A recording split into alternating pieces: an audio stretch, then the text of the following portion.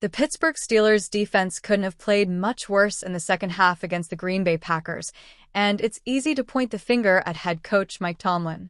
But the players aren't absolved of blame. One of the biggest culprits for an egregious showing on Sunday Night Football was linebacker Patrick Queen. The sixth-year linebacker and two-time Pro Bowler was signed during the 2024 offseason to be the answer to their problems in the middle of the field. Unfortunately, Queen has been one of the most sporadic linebackers in the league. Queen has had constant lapses in coverage this season, and his tackling has been subpar. The Steelers are coming off a performance in which they allowed 360 passing yards and 3 touchdowns to quarterback Jordan Love, surrendering 9.7 yards per attempt. Even worse is that, one game after Ja'Marr Chase torched the defense over the middle of the field, Packers tight end Tucker Kraft recorded 7 receptions for 143 yards and 2 touchdowns against Pittsburgh's defense. Now Queen is already making an egregiously bold claim for Week 9. Ahead of the Steelers' daunting matchup against the 7-1 Indianapolis Colts, Queen vows that the defense will fix their issues covering tight ends. "It's going to be resolved," Queen said, via Mark Kavaley. "It's going to be resolved this week." Patrick Queen must be able to back up his bold claim in challenging Week 9 matchup for Pittsburgh Steelers. That's an exceedingly bold claim for a team that has been gashed over the middle of the field all season. Queen may have just backed himself into a corner, as things might only get harder in Week 9 against the Indianapolis Colts. Through the first 8 weeks of the 2025 season, the Colts have one of the most productive offenses we've seen in recent years. Shane Steichen's team sits atop the league with a point differential of plus 116 per ESPN stats. Meanwhile, rookie tight end Tyler Warren already looks like one of the best players in the league at his position.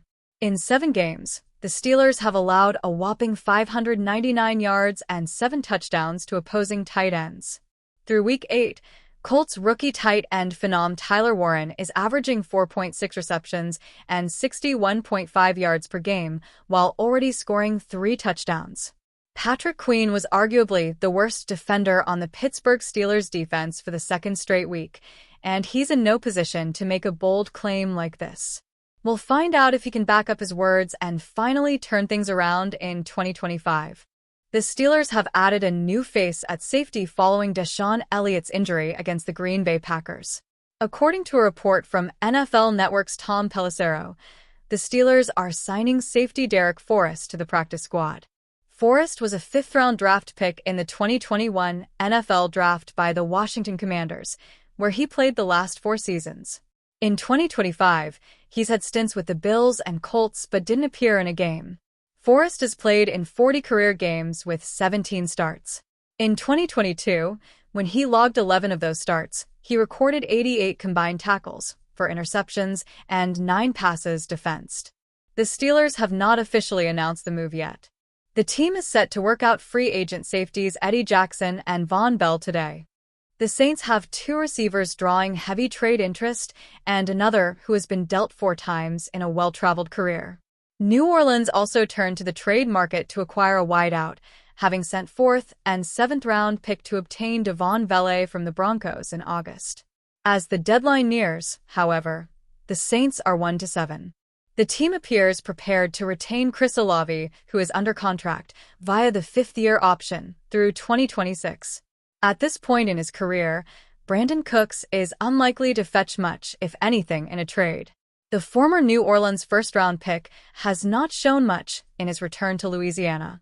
This leaves Rashid Shaheed as the trade chip to monitor, and it does appear New Orleans is ready to seriously listen to interest. Expecting at least one of the Saints' wideouts to be traded by the November 4th deadline, ESPN's Adam Schefter points to Shaheed as the player interesting most WR-needy teams. With an Olave extension appearing more likely than a trade, Shaheed appears the consolation prize. The speedy Olave sidekick is in a contract year, and his production, in a trade market lacking big names, provides natural interest to clubs hoping to upgrade their respective situations. Teams have been in on Shaheed for multiple weeks. The Saints are using Shaheed a bit differently this year. Having averaged at least 15.6 yards per catch in each of his first 3 seasons, and over 17 in 2 of them, the former UDFA is at just 11.1 per reception this year. The Weber State product, though, is on pace to smash his career high for receptions. He already has 39 grabs for 431 yards. The 2023 season, 46 catches, 719 yards, represents his best thus far, but WR-needy teams are on the lookout. And Shaheed's situation could be upgraded soon. New Orleans has seen flashes from Spencer Rattler, but after last week's benching, the team is transitioning to second-round rookie Tyler Shaw. Olave, Cooks, and Vele would represent a workable trio for Shaw, even if Vele has disappointed post-trade, and compounded with the Dolphins keeping Jalen Waddle out of trade talks, Shaheed could command a nice return for a Saints team in need of cost-controlled talent, as the restructure-heavy franchise's annual cap troubles are coming again in 2026. Coming up in our previous offering about Saints wideouts, the Bills, Broncos, and Steelers are among the teams who have made calls on wideouts recently. Pittsburgh's Marquez Valdes-Scantling pickup is unlikely to deter more trade interest from the AFC North leaders, and the Bills' Week 8 dismantling of the Panthers did not feature much in the passing game.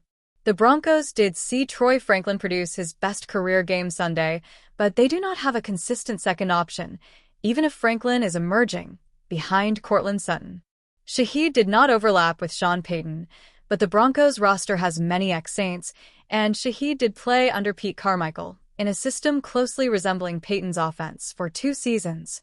Carmichael is a senior offensive assistant in Denver.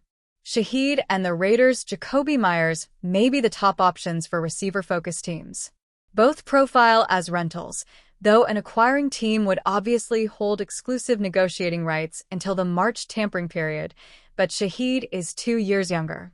Playing an age 27 season, Shaheed will be a key free agent to monitor. That is, if an acquiring team does not extend him come 2026. The Saints will need to make a decision soon. They could collect a possible day 2 pick for a player obtained after the 2022 draft.